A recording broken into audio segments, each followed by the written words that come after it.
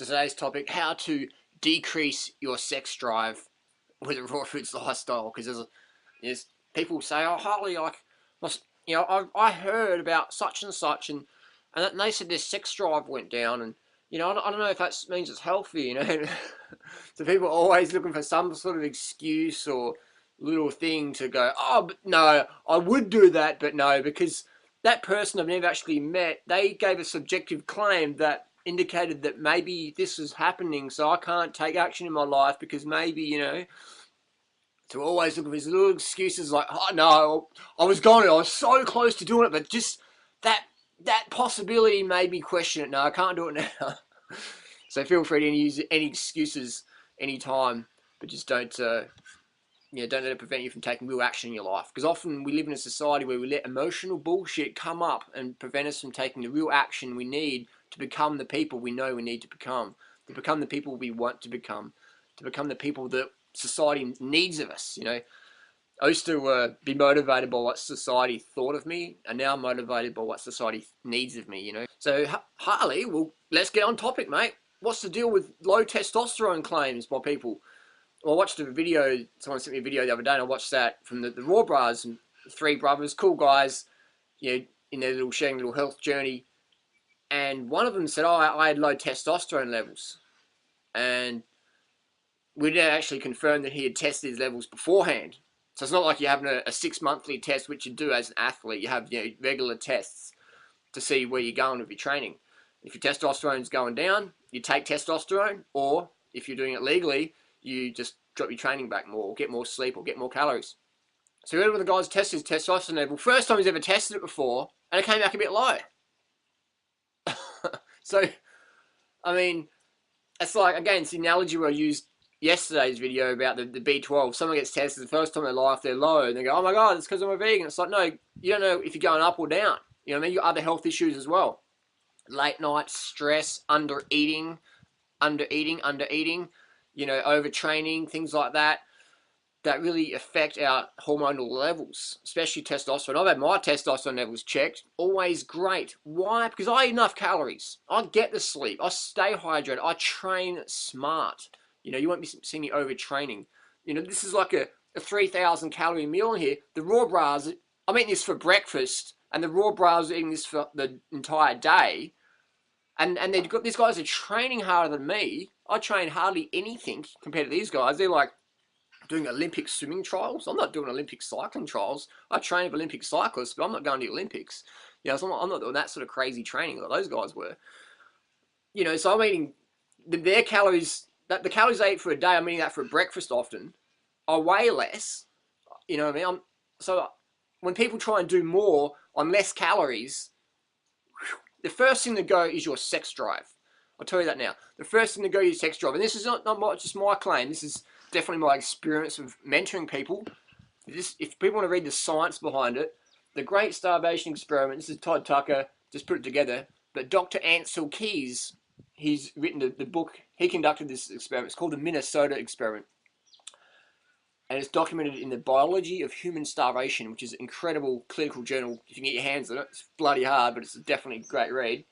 And it talks about, they put these guys during World War II, these are didn't want to go to war, so they said, we'll do some experiments, we'll help out, volunteer. And they put them on 1,570 calories a day, grown men, and they became sticks on 1,570 calories a day. So I don't know if you can see this picture here. So the top one, this top guy here, and that's him after a few months on 1,570 calories a day. So what people are doing is they're dropping their calories right back, and they're wondering why their performances fall in a heap. And they're doing the Great Starvation Experiment, raw vegan style. No wonder. And then they're shouting off the rooftops, I tried that thing, it doesn't work for me. It's like, it's not going to work for you if you starve yourself. So the first thing that went in these guys, the first thing that the scientists noticed is the sex drive went downhill. The experiment, the guys in the experiment, they were located next to a university, got hot uni chicks walking around and stuff like that, and these guys were, playing the game onto it. And then as soon as the calories got dropped down, boom, the first thing to go was interest in opposite sex. Done, finished. You know what I mean? if you don't get enough calories, you can't get your hormones going. You can't get it up. You can't get your jing happening, man. So get your calories in. That's just so critical. I mean, it's so how to get your low sex drive is eat less calories. Eat less calories for sure. That's why they feed monks little. Monks just typically have one meal a day.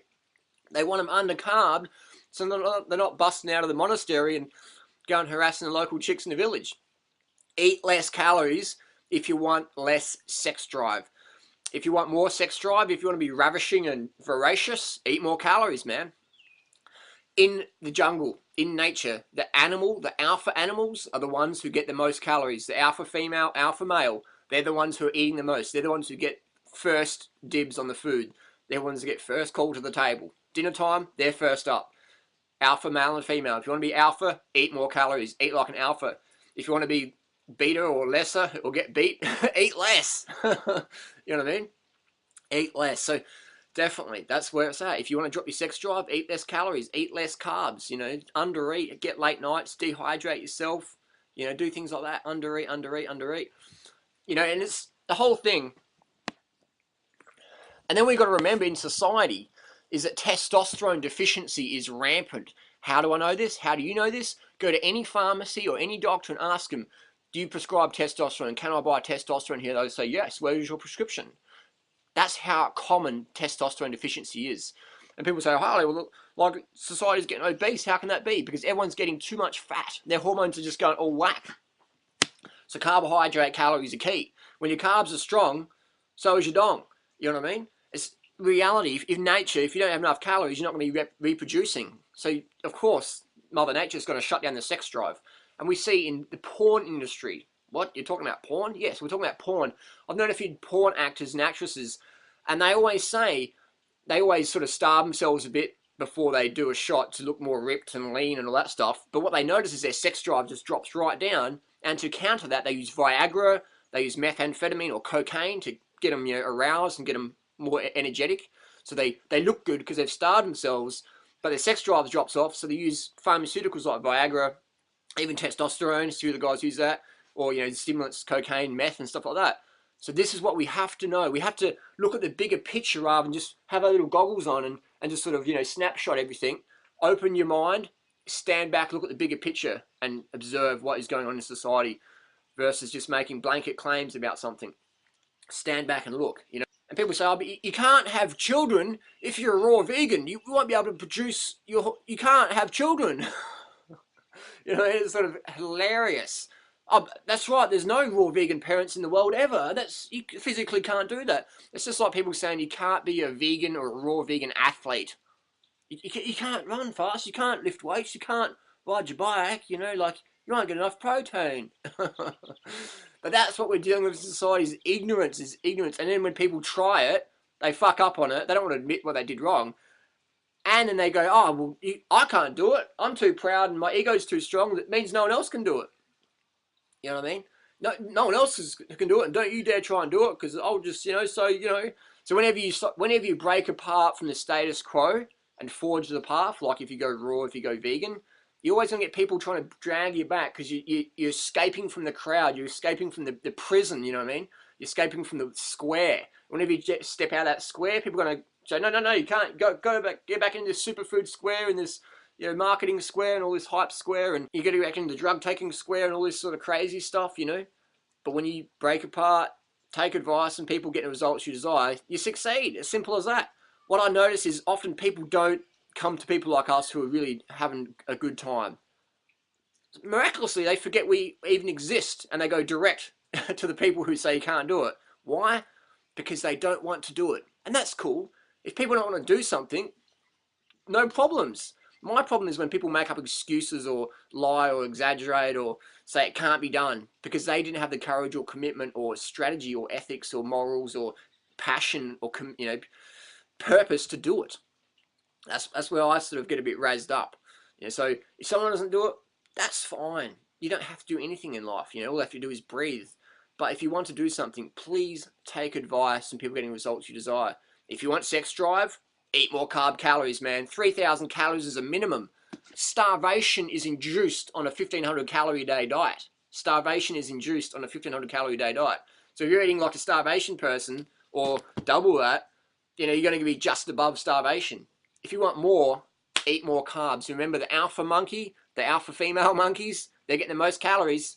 So carb up, crank it out, get your early nights, and stay hydrated, and train smart versus training like an idiot. Train smart. Get your sleep, get your recovery. Hope that makes sense. That's how you boost your sex drive.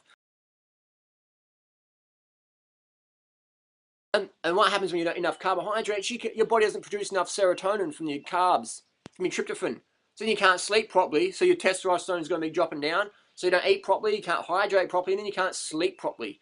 And we know sleep is critical. The Kenyan marathon team, best runners on the planet, the Kenyans and Ethiopians, but Kenyans most so, they're resting up to 20 hours a day horizontal. Horizontal, 20 hours a day. And people in the raw food movement are looking at how to sleep less. I do 5 hours a day. I do 4 hours a day. I do 2 hours a day. It's like there's some sort of competition in how little sleep they can get, how much they can abuse their body and get away with it for a short time. And then when things hit the fan, they go, oh, the raw vegan diet doesn't work. I don't know. You got to get saturated fats from animals because plants don't have saturated fats. Bananas have got saturated fat, for crying out loud. You know what I mean? It's incredible. And then, so there's so much misinformation out there, just confused people, leading other confused people into the pit of confusion and apathy and ignorance, continuing that. And anyone who shines any light on that darkness is, you're extreme, you're radical, you're attacking us. No, we're giving a helping hand. It's time to step up, step out, and charge on. Sleeves up, do it.